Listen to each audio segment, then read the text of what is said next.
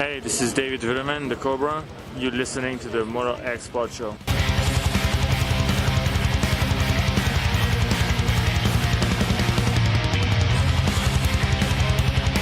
What up, guys? This is Brent Duffy. You're listening to the Moto X Pod Show.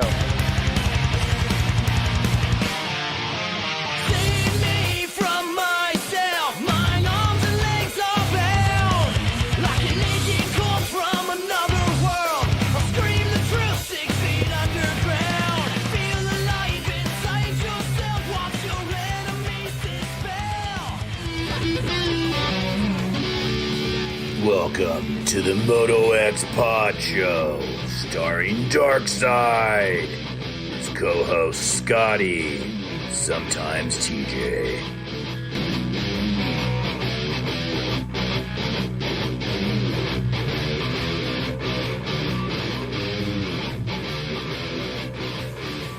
What's up? We're back. Moto X Pod Show, episode 250 this week, brought to you by Cherubies USA, which has been the leader in moto plastic and accessories for many, many decades.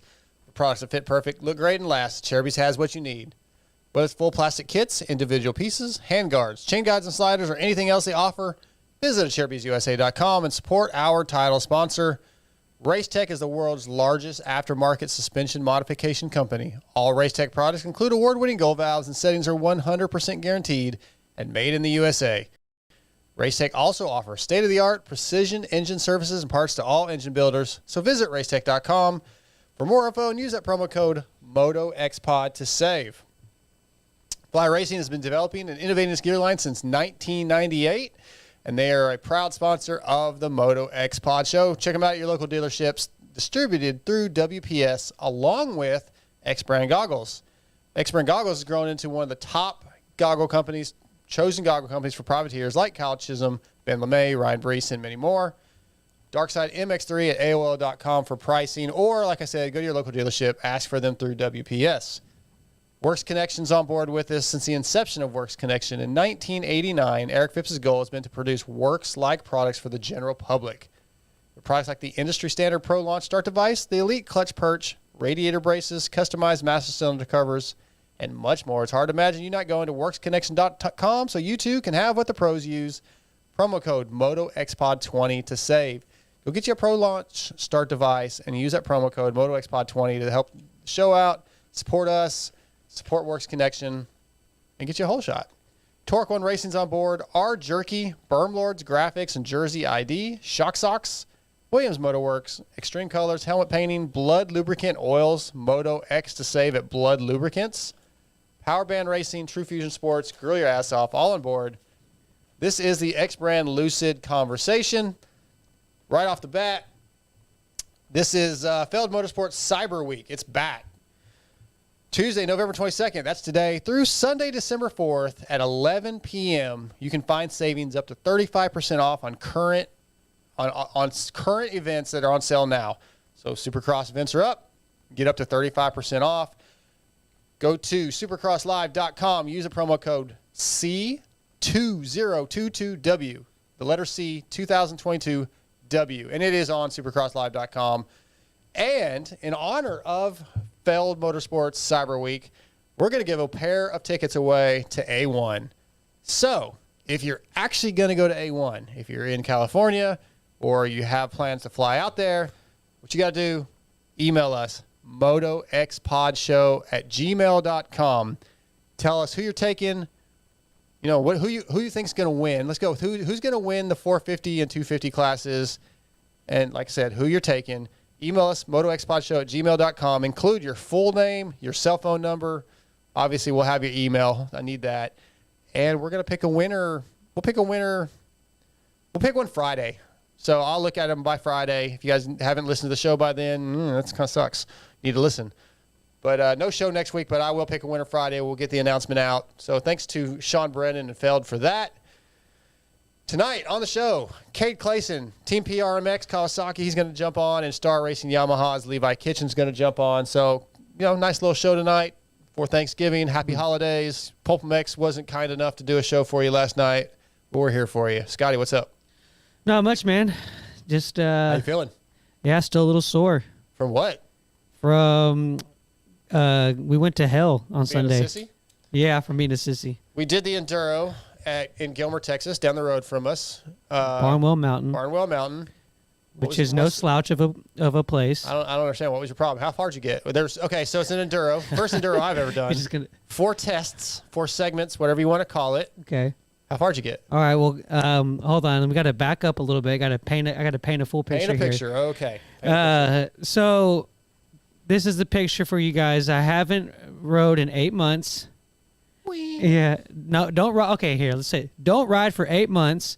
Go on a bike that you've never rode before, set up for somebody that's not the same size as you, and go do one of the hardest things that you can possibly do on a dirt bike and see how far you get. And then probably further than I got, but hey, I only made a quarter of the way through.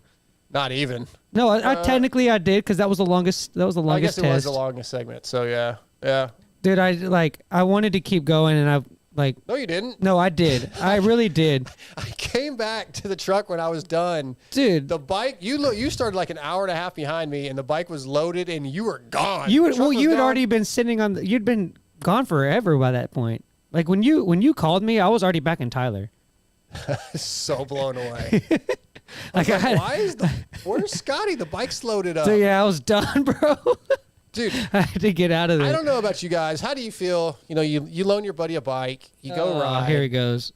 I mean, he puts his own shit on there, his own hand guards. They're not even. Yeah, so they're I- not even a Chevy's USA hand guards. No, And they weren't. They were some. They and came off of a 02 125. I had. You come back from riding, and yeah, your bike was loaded up. That's nice, but it's covered in mud. Your suspension settings are all changed, and he's just gone. Like, all right, see ya. Thanks for the use of the bike. Yep, appreciate it. I mean, what do you think you are, Ken Roxon? Yeah, I don't. I was all I knew at that time was I was fucking gone. Man, I don't know. It was I did like. difficult. Yeah, I did want to. I did feel bad about that a little bit, but at the same time, like I just, yeah, I could tell. I really did because like I felt guilty at the when after you called because I was I guess like kind of a dick move, but at the same time, dude, like oh, was I supposed to just fucking stand there? Like I like Yeah, hang out and wait. I waited like an hour for TJ to get done. Well, that's Then we went and had dinner. We went and Oh, I hope ate y'all- a meal together. Did you buy each other roses? No, we just went and got some Mexican food and talked about Yeah. what a vagina you are. Yeah.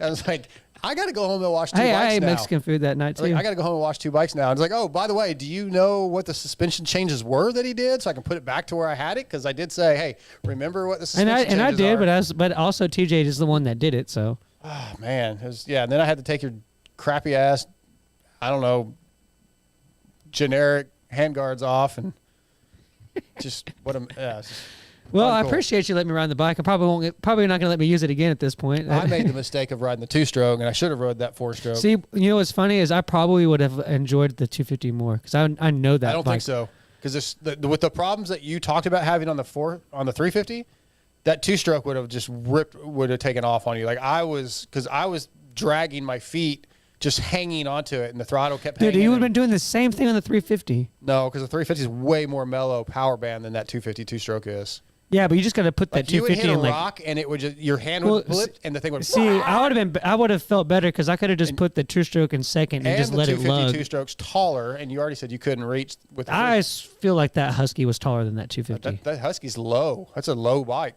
I felt like I was 8 feet tall in those Yeah, it's woods. super low. That's why I had to put the higher handlebars. Dude, I on weigh because 140 pounds. Like that thing didn't move when I sat on it. Well, it was I was riding like a pogo. It felt like riding a pogo stick. 'Cause I raced it Saturday and I had it pretty stiff. But Yeah, it was, dude. It was like there was stuff that I didn't think that. Like I came around the corner and I was like, "Wow, how the hell am I going to make it through that?" oh And yeah, I I would felt the same way. just pin it and just go, dude. Like, and it was definitely an experience. Like I want. Well, I don't know if "enjoyed's" the right word, but Oh, like I didn't enjoy any of it. it was a challenge, and like I'm glad that I did the part that I did. But I knew, like my hands were so locked up that I knew that if I kept going, that I was going to be just like the guy that you saw get care flighted out of there. Like I Yeah, knew that my was the next hands- thing that was going to happen. My hands have chunks taken at them from Yeah, hitting so many trees. I've got a little bit. The GoPro almost ripped me off when I I have caught a limb. I have like a black bruise on my leg over here, and And- shoulder. Yeah, it was very, very tight and slow, rocky, huge roots up the hill. So you're hitting roots and rocks, and the bike's just all over the place. And then, yeah, the story that he sort of just touched on, I got 5 miles into test 3, which I was told was about a 10-mile test. And there was a guy in front of me going down this rocky hill, and I was catching him pretty fast. And I was catching him pretty fast. I mean, I was definitely catching the dude. I would have passed him very soon, but he caught a tree limb that was sort of leaning over, and it basically speared him. And then he just went flying, and he laid. I don't know if he got a lung or ribs. He sounded kind of like I did with the Bradshaw thing. Not quite as bad, but couldn't breathe. I went back and found a photographer that I just passed and said, "Hey, we need medical help." Yeah. And it took over an hour for medics to get to him, so I stayed the whole time. Then we got him on the backboard, and they got him kind of stabilized onto a mule, and then had to ride himself out. So I was there for over an hour and a half. And I guess these sections are timed. Yeah. If you don't get to the next one by a certain time, you're out. So I wasn't even allowed to finish. Yeah. So and TJ, of course, he goes by me, like I'm there an hour and 15 minutes in, and TJ finally comes by. Yeah. And I was like, God dang, where you been? But then later he's like, still beats you, I finished. Yeah, you knew it was coming. I was like, wait a minute, I was with the down rider. He goes, doesn't matter, I finished, you didn't. Yeah. And he says, doesn't matter that you were a better person than he was. He goes, you shouldn't have been so nice. He said, but I was hoping I'd find somebody crash so I could stop too and quit. Dude, I stopped like once or twice for like a minute or so just to reevaluate my whole entire life for a second. It was I it was thought insane, I was doing man. bad. You guys were way worse. Dude, well, what kept getting me was the uphill stuff wasn't. I thought that was going to be the hardest part, but that ended up not being that bad because that was the hardest part for me. See, the uphill stuff ended up not being that bad. You didn't get to the hard ones though. Test 2 had some that they didn't seem like they were ever going to end, and they were zigzagging back and forth. Oh yeah, that would have over rocks. Yeah, see, that would have got me. I was like, oh my god! And basically, like my feet were off the back, and I was just pinning the thing because the throttle kept hanging. And I was just holding on, letting the bike. I was just letting the bike drag me up the hill, hoping I didn't tip over. Yeah. No, what I wasn't prepared for was the amount of clutch that you have to use. Oh yeah. By the end of it, I was using my entire hand to clutch the bike, and I just didn't have any more hand strength. And but what got me was for some reason left turns were fine, but for some reason trying to turn right, I struggled every time that there was like 2 little trees and you had to go right. I felt like I was turning like a freaking boat. Like I could not turn to save my life. And that's every time that I stalled and almost fell over was one of those right turns around a tree. Like that, I don't even know what it was, but that was my kryptonite. It was something. The GNCC at Ironman that I did not finish was so much easier. Yeah, I called my buddy who grew up racing in the woods with his dad and everything. And I was like, dude, these guys are psychopaths. And he was like, I know, guy. I grew up with all of them. Yeah. Well, Tracy, the guy that invited us out to go do it, he does the whole series pretty much. And he said that was probably the hardest one he'd ever been to. That they're not normally that tight and that rocky. Like they're just more open. What's funny is the 2 times that I've done an off-road race, that has been told to me both times. Really? That's the tightest thing I've ever seen. I've never rode anything like that. And then the next one, that's the craziest, tightest thing. The GNCC I don't know how to pick them, I guess. You can kind of get up some speed and flow through things. And I never. Oh, there was no flow. No, it was first gear putting. Yeah, I never felt like I was gonna clip a tree that I couldn't fit through. And I would get into second, and the bike would feel better, but then it would just get so tight that I would get back down to first and just try not to die. I only got into first on the 2-stroke once or twice because I was in 3rd and 4th because it pulled. It was. Yeah, that would have been. No, I tried every time I got into second on the Husky. It was just like it would be good, and then it would just start to lug too much, and it would start to chatter to the chain. Well, it was it was a hell of a weekend. Yeah, and we were on bikes that were. Yeah, we were on bikes that were not geared or had any kind of setup for the woods at all. I got to get an off-road bike for sure. The Husky was really good Saturday at the Moto Masters vet race though. That went well.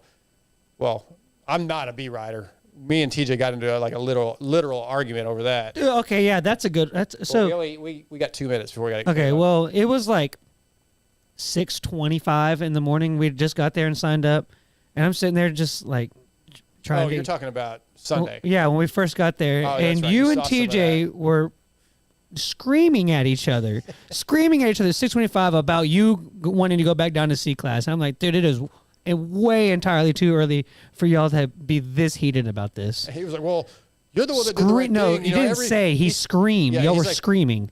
Everybody else, you need to stay up, and then everybody else will follow. I'm like, no, the thing is, they're not going to follow. Yeah. They're going to stay in the C class, and I'm going to do what I did Saturday. I'm going to pay $40 to go race by myself because I didn't see anybody else.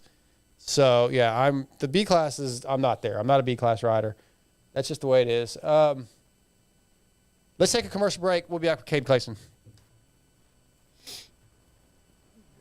Oh. Okay.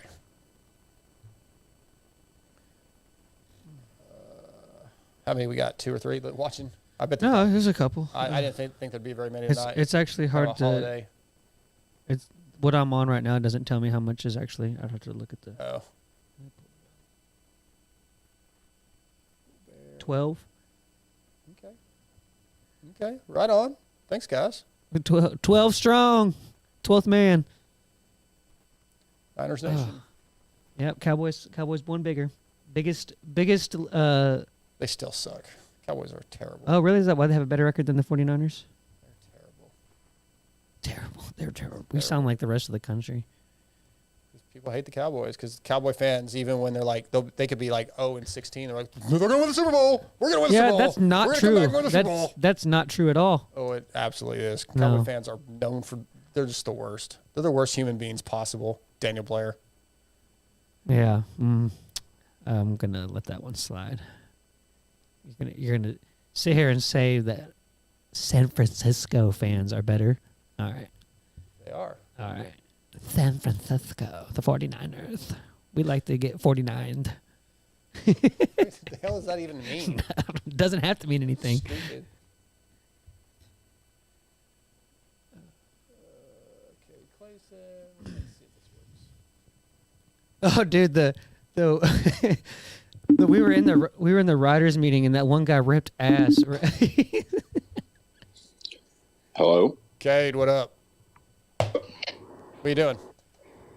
Waiting on you, bro. Waiting on me. All right, you ready to get this thing going? Yeah. All right, here we go.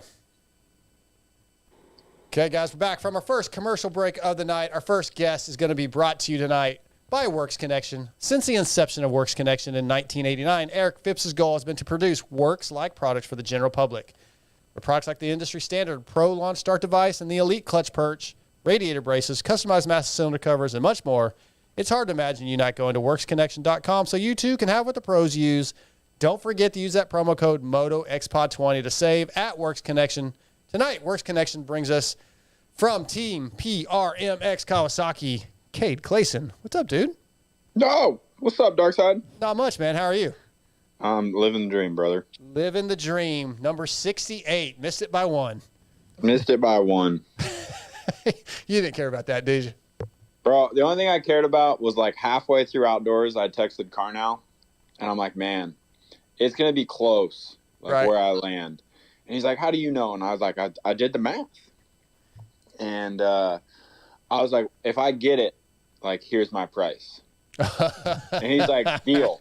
We had it planned out. Like, we were going to call Davey and all these people. I was in. Yeah. I didn't care what number I ended up with. That extra coin in my pocket would have been sick. Yeah, I bet that's funny. I love that you guys were making deals over numbers. Oh, yeah. So, Listen, man. But it was cool. So I like the number, though. I think the font's cool. Yeah, it looks cool. The bike looks good. Team PRMX, back with those guys. How'd that deal come about this year? I mean, I stayed in touch with Julian basically all year. You know, I rode for him for 2 years, and we left on good terms. So, yeah, I mean, probably right towards the beginning of outdoors, he's like asked me if I'd be interested in doing something, and I said I'm open to whatever. So, a couple weeks, months later, I don't know, probably around the middle of outdoors, we had something put together, and yeah, brought it to the guys I was riding for before. They weren't able to, do the same. Right. And, yeah, so I was on to something else. But it's been fun so far. I've got a full-time mechanic now, and, I get to train with all the team guys every day. So it's been a lot of fun so far. Yeah, I mean, it takes a lot of stress off my plate, just being able to show up, ride, and then go home. Yeah, I was going to ask, so a rider like yourself, a privateer, there's a number of different privateer teams out there. What do you look for in a deal? Because my understanding of some of these teams, some guys pay to ride on some of these teams. Some teams take care of expenses. You know, obviously you get a bike, but like, what is it that you have to make it worth your while? I don't know. I mean, I guess it kind of depends on what level you're at and what kind of support you can bring to the table. And if, you know, depending on what the team needs. I mean, to be totally honest with you, man, like, I don't really feel like a privateer. I didn't really feel like a privateer last year. The biggest problem with last year was doing all my own stuff during the week and then trying to relay that stuff to my race guy at the races. Which, you know, it's not terrible. That's by no means that difficult, but it's just sometimes when you're changing who's working on your stuff's changing slightly here and there, and that stuff makes a big difference. But honestly, man, like I don't seriously feel like a privateer with the deal that I have this year. Like the team is super solid. And good bike. Yeah, I mean, but going back to your question, I guess you want to make sure the bike is good before you agree to the deal, right? I mean, you don't want to, you know, agree to something and end up on a bike you hate. And I had obviously ridden the Cowie before, so I knew the platform was good. Yeah, we were on different suspension, but I know Tim over at TCD. I know he knows his stuff, and obviously he's getting help from WP with writing our settings and things like that. So the platform was going to be solid either way. And then there was just a lot of sugar on top with this deal, right? I mean, I get a place to train, I get a full-time mechanic again. You know, there isn't a lot that's put on my shoulders except go out and perform. So that's why this deal was just, I mean, it was so easy for me to say yes to. And I mean, I'm at the point in my career where, yes, I'm getting paid to ride my motorcycle. So obviously that stuff comes into play. But I mean, I make a fair amount of money, you know, for someone in my position. So it's as long as it's fair and you know, obviously I don't want to rip anybody off. You know, if someone was going to say like, oh, Cade's probably making, you know, 150 grand a year, they'd be fucking lying out their ass.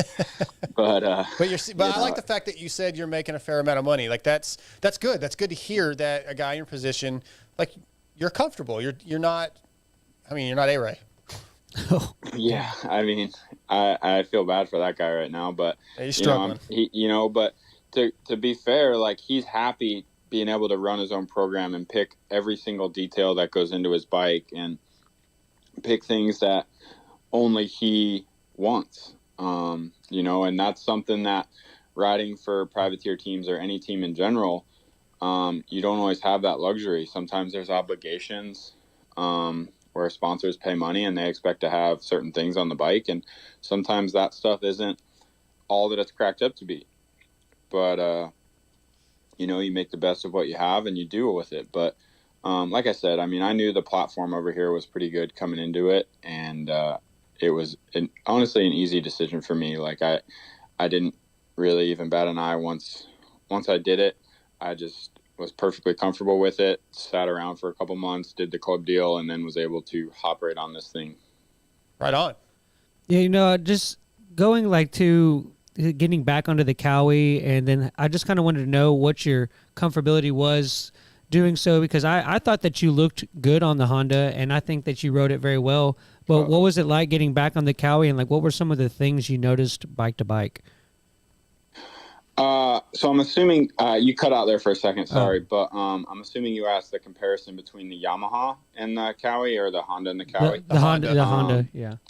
Because I was saying I thought Honda? you looked good Okay. on the Honda last year. I just wanted to see where, and I think you look good on the Cowie too. So yeah, honestly, like besides like the feel like at my feet, like the platform feels slightly different. The only big difference that I really notice, okay, I guess there is a couple more the more I think about it, but the Honda sits real tall in the back. So it obviously corners super well, but then that also makes it super divey in certain situations. I think sometimes that's why it might not perform as well in sand and stuff like that.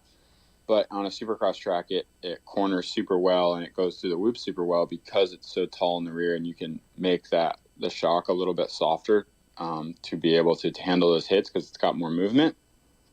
The Cowie, it's almost a more flat chassis, which most bikes I would consider are flat, or level is another term. So that's the biggest difference chassis wise to me, is just how the actual geometry of the bike sits. And the power curve is much more relaxed. Oh, Cade, we lost you. Oh, hold on, YouTube. Yep. Write this time down.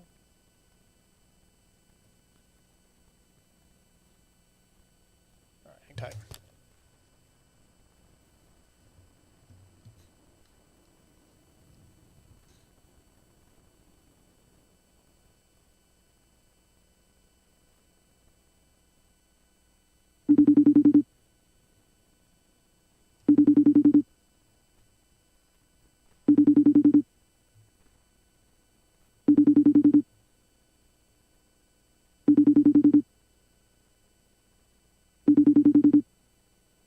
Awesome.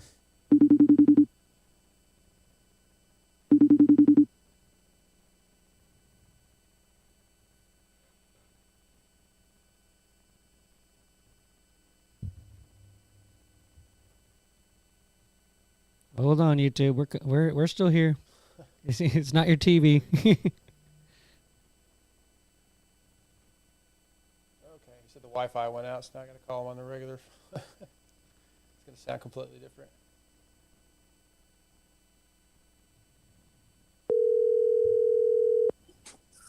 Yeah, I mean, that's my bad. No worries. Okay, hang on one second. All right, we got Cade Clason back. He forgot to pay his Wi-Fi bill, so FaceTime went out. We're on cell use now. Anyway, you were talking about the Honda, the difference in the Honda and Kawasaki. I think we got most of what you said, but you want to wrap that up again? Yeah, no, I was just saying the last part I was saying was how I was trying to get a little bit more bottom out of the Cowie, to kind of feel more like the Honda did, snappy off the bottom. And I'm actually super stoked because today was the first day I got to like test a bunch of different motor stuff, and I was super pumped with like where we ended up, just because I feel like I feel like I've learned a lot over the last couple years and matured a lot in the fact that I know kind of what I want and what exactly I'm feeling on the bike, and being able to relay that stuff to guys who can change it and get it to where I think it's the best it's really fun to see. So I had a lot of fun today testing motors and stuff like that. That's cool. I like that. Again, you definitely have improved over the last few years, and you can kind of tell that you're learning and you're taking all that and everything you've learned over the last few years and implementing it. Now, last year you trained at club, correct? Before the season started? Yeah. I mean, I've trained at club for like 9 years now, okay, off and on. I mean, I moved away for a bit just because, I'm married and I moved. Right. But I've basically always trained there since 2013-ish. So how does south of the border compare to club? So it's a lot different. I think club is more centered around preparing guys for like a professional type of career. The tracks are always super gnarly. They are super concerned about, fitness and technique and things like that. And their Supercross program is obviously top notch. Yep. And then SOB has all the same tools, but their focus, I would say, is more focused around like the amateur scene, at least in previous years. Like, so I was here probably almost 2 years ago now. I spent a couple months there, and their training camp for Loretta's was probably one of the best that I've ever seen. They just had so many good little bikes, so many good big bikes. And I mean, they went to Loretta's and they did really well. And now they're trying to transfer that to also the pro side. So last year they built 2 Supercross tracks, and they're built quite well. And so now they've got, let's see, our whole team's there. So there's 6 of us, and then there's probably 4 or 5 other guys there. So there's a good group of us there training Supercross right now, and we all work with Matty B, Matt Bishoya. Yeah. And they're trying to grow themselves. And but like I said, man, their amateur program is phenomenal. They've got a really good group of guys, and it's impressive. Both places are impressive in their own ways, right? South of the border isn't just a track. It's like its own freaking town. Like, I don't know if you've ever been there, but I haven't. I've seen like pictures. they've got like their own grocery store, their own like museum. They've got rides and all sorts of stuff. So it's not just a training facility like Club is. But the nice thing about SOB is it's not quite as far out in the middle of nowhere. You can get to like major cities quite a bit faster. But both places are obviously great in their own right. I mean, I've been at Club forever, but I have no problem being over here at all. I am actually quite enjoying myself. That's great. And speaking of Club, you did the World Supercross rounds for those guys. Melbourne, 12.46 for what'd you get overall? 5th overall, Fifth. I think? Yeah, 5th overall. That's 12.46 for 5th. That sounds like a Steve Mathis at Vets results there. I feel like I got a little lucky. I mean, the 4 and the 6 obviously weren't. I feel like I earned those. I was kind of concerned about my overall with that 12 in there. But, the first main I was running 7th, and I fell down with like 2 laps to go. And that was a real bummer. It wouldn't have actually changed my overall at all had I finished 5 positions ahead in one of the mains. Right. But 5th was the best you were getting. It was cool that what I had been doing kind of showed. I crashed in the heat race at Cardiff, and it just set me up really bad for the rest of the night. I don't think any of us realized how important those heat races are until you get last gate picked for all of the main events.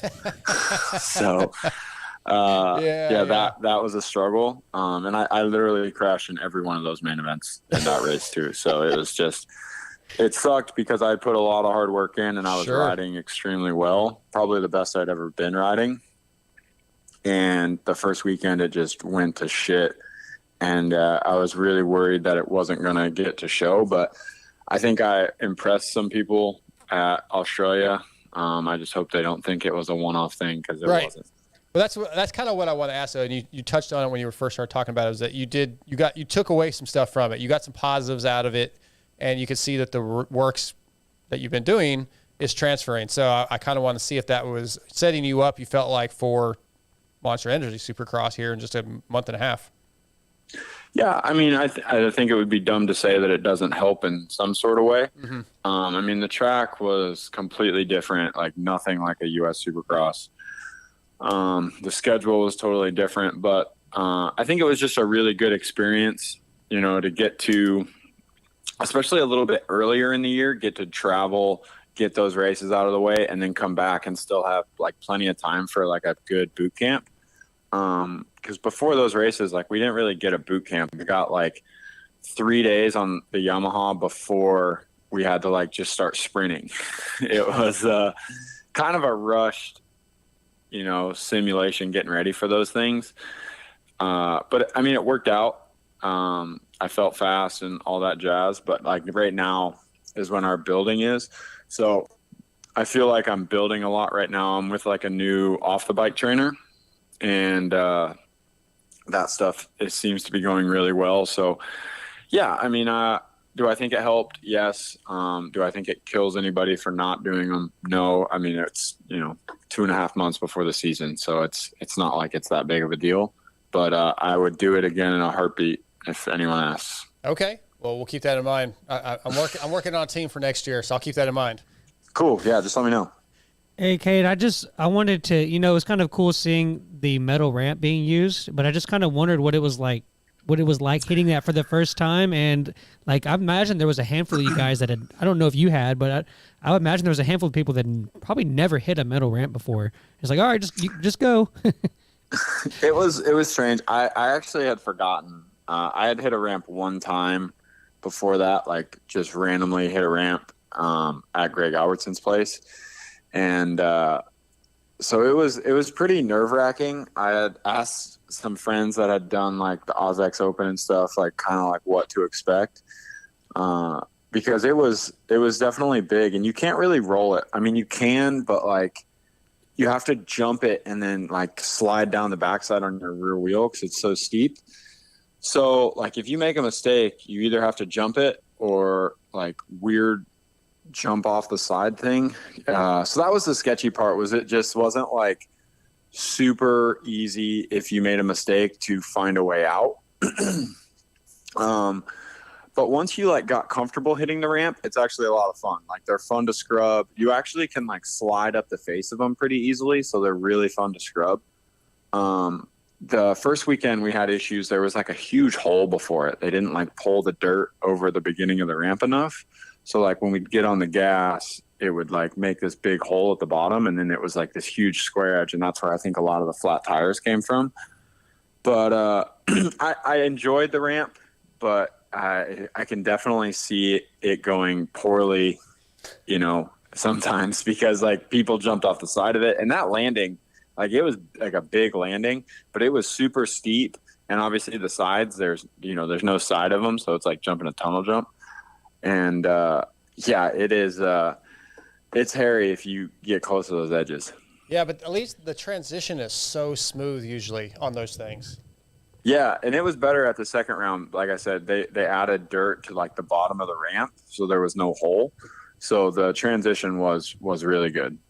Did you straight boner air it the first time? I don't think so. I mean, I'm pretty natural at that, so sometimes I don't notice when I do it. But I don't think I did. I actually remember I iced it. Like I didn't even deck the top of the landing, so I was pretty pumped on that. Because I was more or less, I would rather go like 20 feet long than 2 feet short. Because the landing was so steep, if like you decked the top, like you were going to endo all the way to the bottom. Yeah, I know it wasn't on the finish line jump, but then I saw the one guy that like fell off the side of one of the on-offs. Like it looked sketch. No, that was the finish line. Oh, that was the finish line? They did that? Yeah, okay. It was the Australian Supercross the night before in Australia. He got whiskey and like went to land on top, but his bike blew through the side of it and he fell off the side. Hey, going back to the team, PRMX, you mentioned your teammates. I know Josiah Nitsky and I think Devin Simonson are on there. Who else is on the team?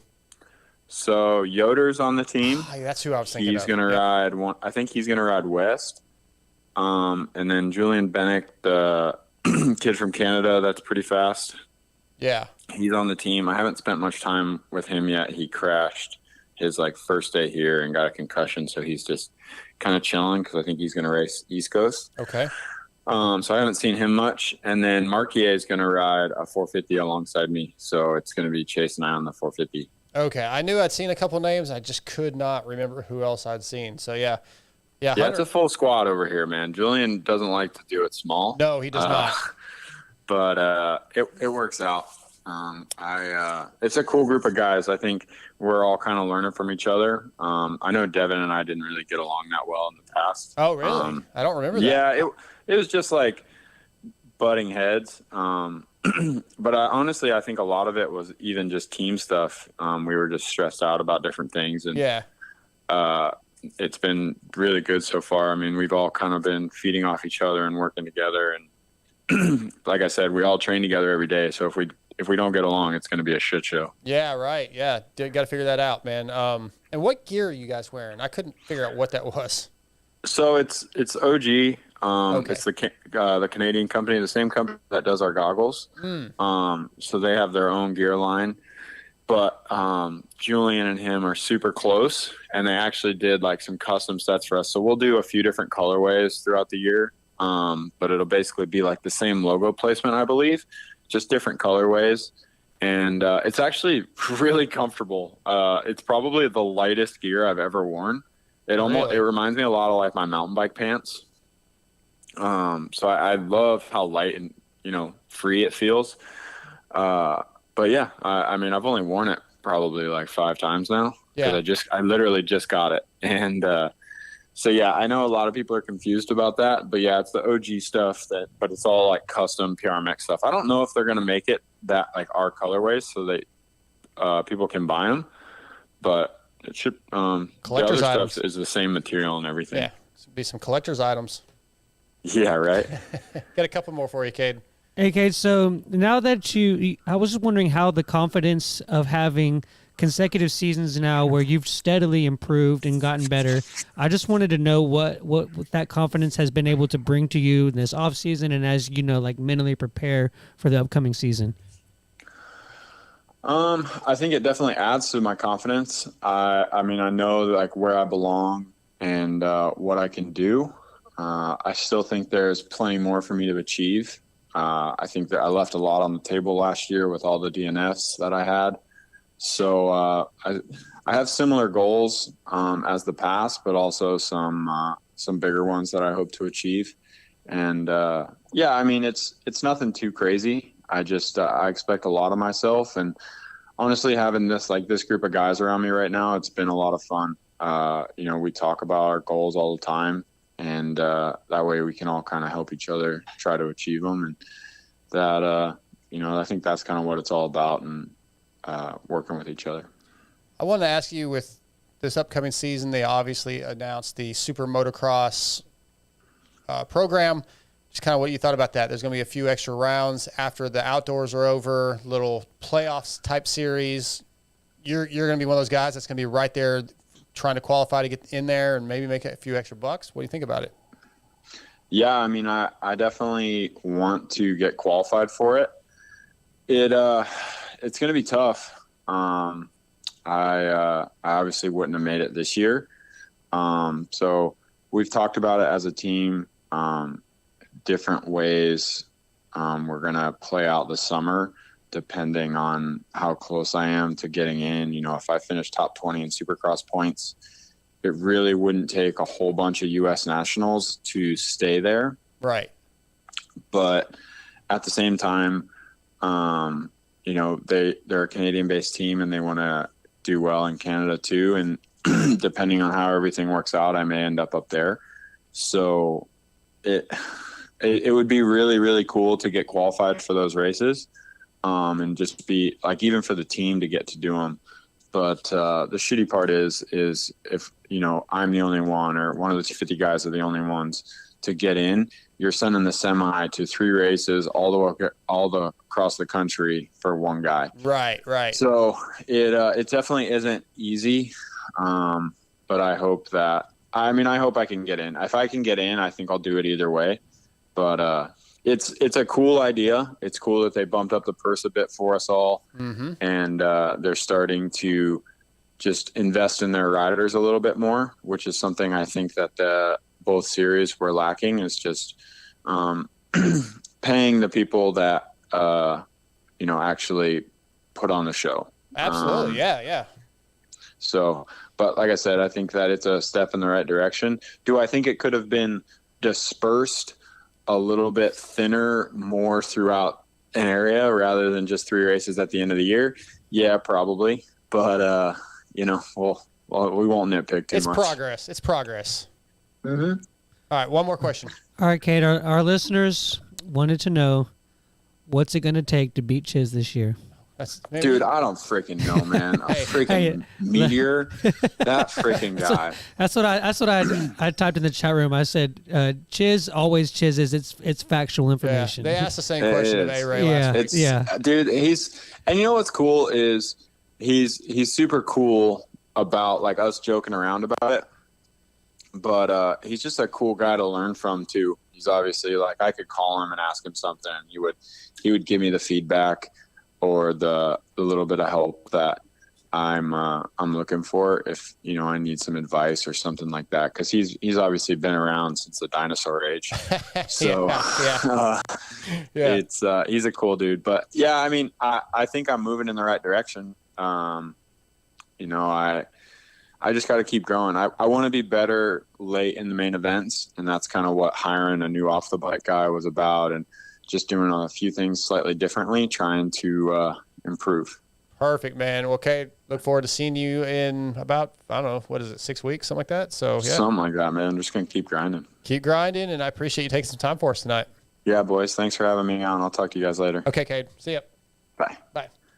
Cade Clason. All right, we're going to take our next commercial break, and we'll be back with Levi Kitchen. Don't forget, supercrosslive.com. Use that promo code C, the letter C, 2022W to save up to 35% off on current on-sales events, including Supercross. We'll be right back.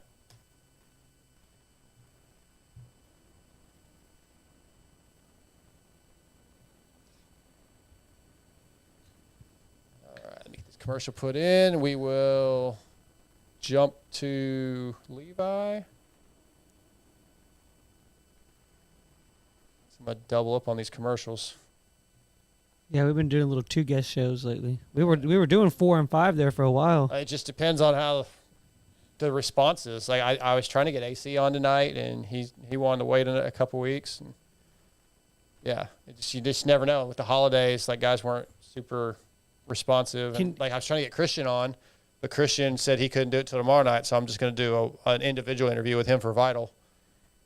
Can AC be classified as a sleeper this year? I don't think so. You don't think you can put him in a sleeper category? I'm not going there, yeah. No, like you just don't think it like He's too talented to be a sleeper. He just has to stay healthy. Okay, yeah.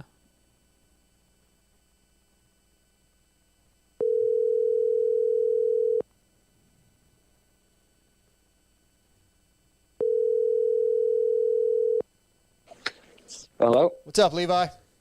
What's up, man? How you doing? Doing good, doing good. Let me introduce you real quick, and we'll knock this thing out. All righty. Guys, our next guest of the night is going to be brought to you by Racetech, which is the world's largest aftermarket suspension modification company. All Racetech products include award-winning gold valves, and settings are 100% guaranteed and made in the USA. Visit racetech.com for more info and use promo code MOTOXPOD to save. Tonight, Racetech brings us Star Racing Yamaha's Levi Kitchen. What's up, dude? What's up, man? How you doing? Doing good. I thought about doing an intro with a stupid joke about Thanksgiving coming up and the chef, and I was like, you know what? I'm glad you did. Yeah. You know what? Every time you do an interview, somebody brings that up. So we're not even going to get into that. How are we feeling, man? Are we feeling healthy? Yeah, feeling really healthy. So that's important, I would say. Yeah, because you had some injuries this last year. I think you had a knee at Arlington and a broken wrist after the WIC. So, yeah, you're pretty banged up in 22. I just want to see that you come back fully healthy, ready to go. Let's get through a season with no issues. Yeah, no, for sure. They were obviously kind of smaller injuries, I would say, but, they definitely took me out long enough to ruin both seasons. So, I'm just trying to, do my best to just click off laps this off season and just be as ready as I can be for whatever coast I end up doing. And I'm excited.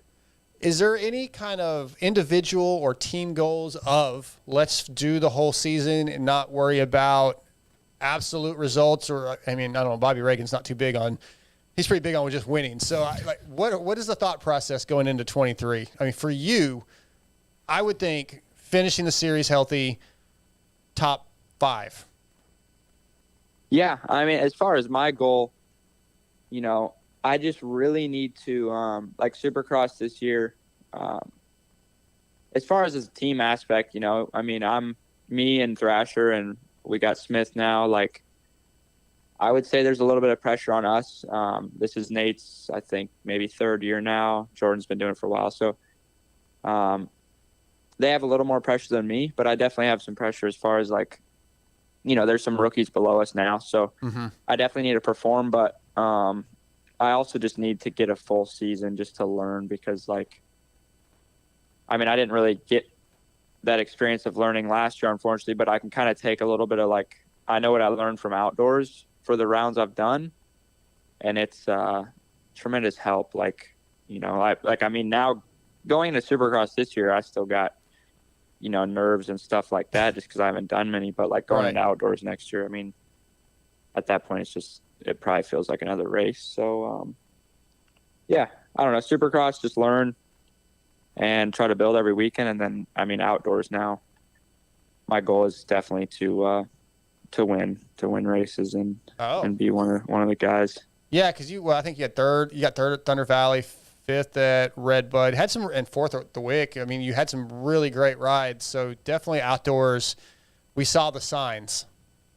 Yeah, and I think as far as outdoors go, like I really learned what I need to do, and that is, I mean, like I've said probably too many times, but if I really get off the gate, like I can run with those guys up front. So. That's where I was just a little bit inconsistent last year. And then right as I felt like I started kind of getting them figured out and started moving, you know, obviously I broke my wrist. So, I don't know. Yeah, just I'm excited for next year, but killed all your momentum. Yeah, exactly. Yeah, you know, you mentioned in the outdoors, like you said you learned what you needed to do and that you could do it. So going into this off season, what was kind of like some of your expectations that you wanted to get out of the training and the prep and everything, and what has kind of been some of your main focal points during this off season? Mainly just getting, like I would say, I've done a lot of like off the bike training and just trying to get bigger and stronger. You know, just trying to bulk up really and just be a little bit more of a man on the bike, I guess you could say, just so that, you know, like when I do, or hopefully I don't, but if you hit the ground and stuff and, you know, just being able to manhandle the bike and Supercross. And I don't know, even though it's a 250, I know a 450 is a lot bigger, but you get, you know, squirrely in a set of whoops in Supercross, you got to be strong enough to pull it back. So, right. That's kind of been my main focus, is just making sure I'm really strong and healthy and just putting in laps every day, whether it's even taking the days I might be a little bit off of what I expect, but, you know, still getting something out of it, I guess, has kind of been my focus. Yeah, you mentioned needing to get better at starts, and I feel like starts are a hard thing to practice. So you could do gate drops all day long, but it's so different. And if you don't have a full gate, if you only have two or three gates, it doesn't mimic racing. So, like, I don't really know how you get better at starts necessarily, but to me, one of the key things in Supercross besides the starts are the whoops. How are we doing on that? Are we getting better? Is that a key focus for you?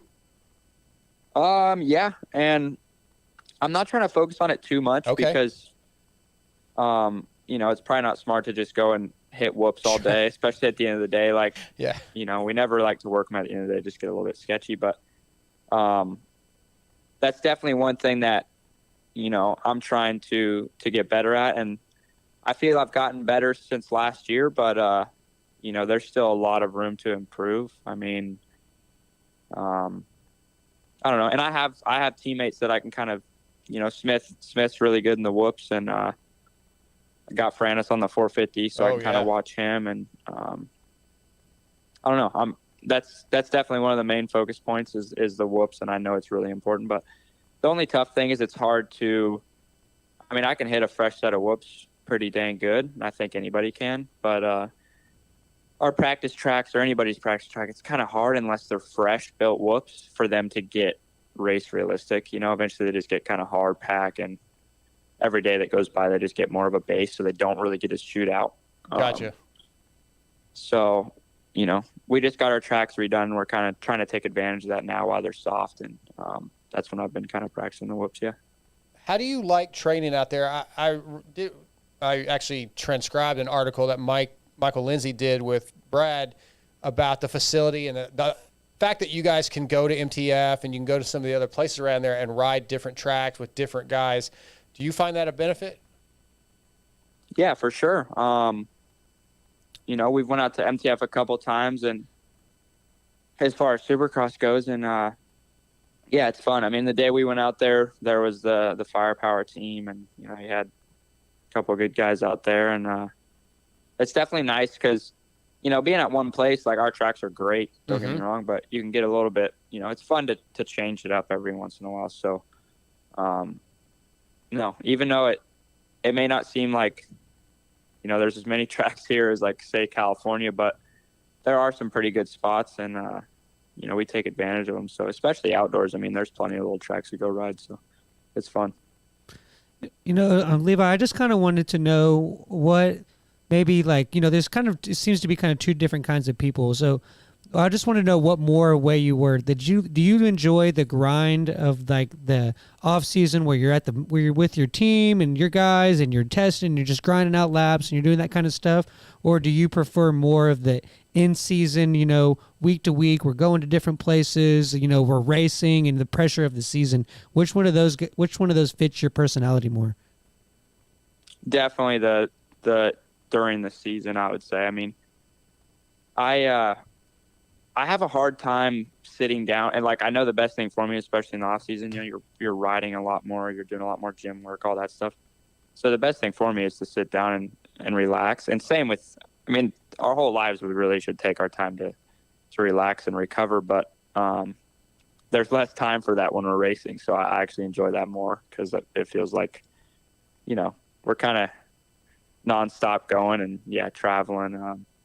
I enjoy that more. I feel like some of these off season weeks, they get long, man. They're just like, they get pretty tiring. And, but I mean, that's, you got to do it. Yeah, I'm sure you're getting out there and doing a little fishing, breaking that up a little bit. Oh yeah. A little bit of fishing. It's gotten pretty cold out here. So oh yeah, no kidding. I haven't fished in a little bit, but I think it's supposed to warm up next week. So I'll probably go out. Yeah, you got to have that downtime, man. Even though we're almost to race time, you still got to have that break just every once in a while. Yep, exactly.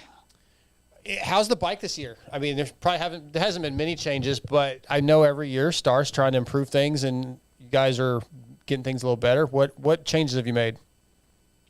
Done a little bit of suspension stuff, but I'm already learning a lot more. Obviously I got a little bit of time on Supercross last year, but I feel my riding's changed maybe just a little bit already. So I've changed some suspension and just some feel stuff for me. I went to a taller seat,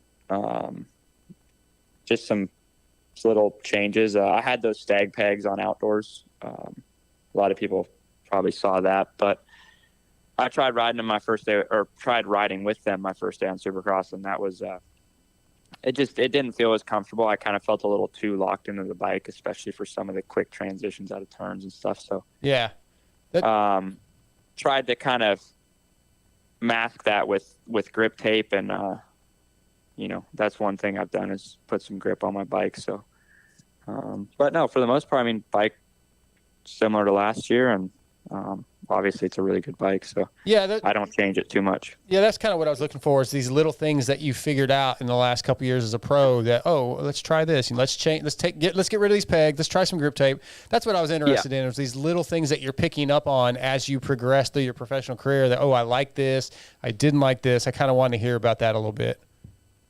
Yeah. Yeah, no, that's, I mean, seat, grip tape, and other than that, I mean, I think we're pretty much the same. Cool. Right on. Levi, so there's kind of always been the stereotypical, like what are the guy, like they pay like the man friend that you have around the races, always hyping you up and stuff. And, maybe for some people that's needed, but I just kind of wanted to know, like, what was your circle of friends? What is your circle of friends like? Do you have, most of them are like close to the moto world, or do you kind of like have a group where that's completely separate from that, or where do you fall for all that?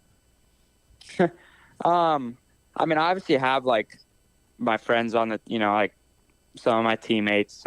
If I'm going to go, do some, I've only met one friend out here in Florida, and I actually met him at the golf course. So, if I'm going to go hang out with somebody or do something like that, like, I usually hit that guy up and go play golf with him to kind of get away from the motocross scene. Yeah. I really enjoy that sometimes. Golf is good. No, and then as far as, I don't know, like a lot of my friends from back home in Washington, I still keep in touch with them, and I would say that's more my friend group. But you know, like I said, my teammates and stuff like that, I get along with all them. We'll go do some stuff sometimes. But Yeah, who are the guys that you most connect with? I think Romano and you seem to get along really good, as I recall. And then, now I'm blanking. I just totally blanked on Happens. the guys. LeBlanc. LeBlanc left, obviously. I felt like you and LeBlanc and Romano got along pretty well. Go ahead. yeah, me and Nick, we get along. You know, we give each other crap all the time. Yeah, But the trash we'll hang talking. out here and there, and then it's definitely a bummer having Matt leave. Me and him have been really good friends. Even before I got on Star, I met Matt, so we were good friends. And now he's back in Louisiana, so I don't get to see him much. But and then I mean, we all get along. We see each other here and there. You know, Nate Thrasher, he loves to golf, so do that with him. And Matt was definitely my fishing partner, though. None of the other kids really fish. So Gotcha. Yeah, I talked to him when he came out to the Pro Challenge out here in Tyler, Texas, and he was just not himself. he was like on the verge of depression, it felt like, and I felt bad for the kid, man. He's just trying to figure life out. Yeah, I don't know. I mean, I was actually just on Xbox with him, but okay. I talk to him quite often, and he just wanted to change, I think. Yep. So that's what he said. Yep. You didn't think about that. You've done this your whole life, right? You grew up doing this. It's everything you've known almost. And just like if tomorrow you decided, I just don't think I want to do this anymore, it's such a strange place to be in. Basically growing up your whole life going, this is probably going to be my career. And then all of a sudden I ain't feeling it anymore. Like it's such a shift. Yeah, no, for sure. And I think that's where I'm fortunate. Was somebody like Matt, he signed with Star 6 years ago. I mean, he was just literally a kid. So he's been doing this his whole life, and he never really got to, be a kid, I guess you could say. And that's where I'm fortunate. Like, I stayed home until I was almost 18. And, I went fishing and went to the skate park more than I rode before I started taking this serious. So that's good. I was able to be a kid, and I think that's what makes me keeps me hungry. And, I'm not letting myself get to that point. Yeah. Not quite burnt out yet. I like that. Yeah. Well, Levi, man, we just wanted to do a little check-in with you, see how things were going. We're so close to the season kicking off. I mean, with the holidays, it's gonna be time to race in the blink of an eye. So I just want to see how you're feeling. And do you know what coast you're riding yet? Did you say? I have no idea. Okay. No. Okay. Yeah. Well, we may see you in like 6 weeks, or we may see you in 2 months, or whatever it is. So, which one would you rather ride? Yeah. Do you have a preference? Do I have a preference? Yeah. I mean, honestly, I just want to go racing. So I guess at this point, West. Yeah, West. Let's go. West is best. I just want some gate drops, man. I'm ready. Shit, go hit some local races, man. I'm sure there's a race somewhere in Florida this weekend. Go find a place. I know, right? I need to find something. Yeah. I tried to convince the team to let me race Deegan and Bennick at the GTF race, but they weren't having it. Yeah, you watch you and Deegan get together. Neither one of you finishes the season. Shit. Yeah. Yeah, I hear you. Gate drops what it's all about. Yeah, well, Levi, man, hey, I appreciate you answering as you always do and jumping on here for a few minutes. And good luck, man. We'll see you when the season kicks off. We'll see you. Sounds good, man. I appreciate it. All right, dude. Take care. See ya. Yeah. See ya. Levi Kitchen, man. Yeah, cool dude. Always like him. It was funny. The chat wanted me to ask him if he had been riding with Deegan. I was like, dude, I'm not asking a Deegan question. Oh, And then y'all brought it up anyways. I mean, they were riding together before Minios, yeah. Yeah. I mean, they're riding the same place. Oh, yeah, I know. Riding It's at the just farm. Okay, let's wrap this thing up. I know it's a relatively short show. Holiday sweet. week. Got lots of stuff to do still for Vital tonight. I want to thank Cherubies USA, Race Tech, Fly Racing, X-Brand Goggles, Works Connection, Torque One Racing, R Jerky, Berm Lords Graphics, and Jersey ID, Shock Socks, Williams Motorworks, Extreme Colors, Blood Lubricant Oil Lines. We don't talk about them enough lately. Blood lubricants were created to bring out the highest level of performance and protection for all types of racing.